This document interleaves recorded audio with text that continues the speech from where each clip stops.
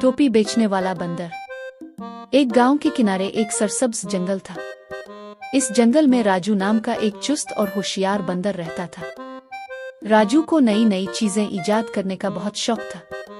एक दिन इसने पुरानी पत्तों और लकड़ियों से एक खूबसूरत टोपी बनाई। जब वो टोपी पहनकर दरख्तों पर छलांगे लगाने लगा तो दूसरे जानवर हैरान रह गए। वाह राजू, ये तुम्हारी टोपी कितनी खूबसूरत है, गुलहरी ने कहा। क्या तुम मुझे भी ऐसी ही टोपी बनाकर दे सकते हो? तोते ने पूछा। ये सुनकर राजू के दिमाग में एक ख्याल आया, क्यों ना मैं टोपियां बनाकर बेचूं? इस तरह मुझे खाने के लिए मजेदार फल और खुश्क मेवे मिल सकेंगे। अगले ही दिन राजू ने मेहनत से रंग बिरंगे पत्तों, नरम घास और चमकदार फूलों से कई खूबसूरत टोपियां तैयार की। वो टोपियां एक बड़ी पत्ती में लपेटकर गांव की तरफ चल पड़ा। गांव के करीब पहुंचकर राजू ने ऊंची आवाज में कहा, टोपी ले लो, खूबसूरत टोपियां, हर उम्र के लिए टोपियां।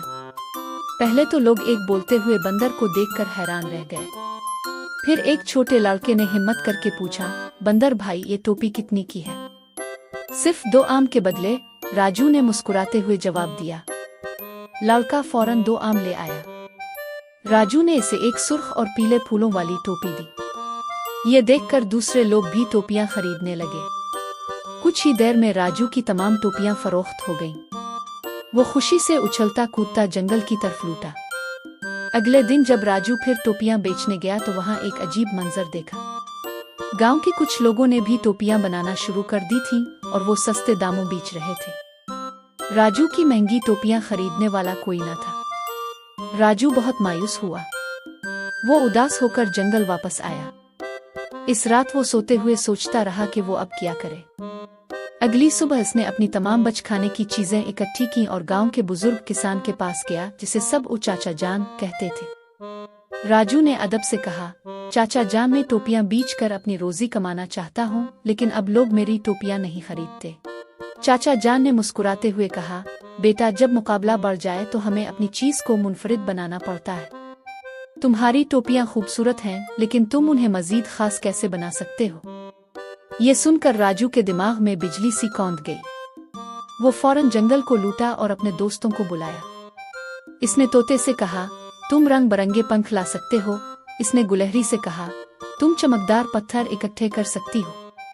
सब दोस्त मिलकर काम में लग गए।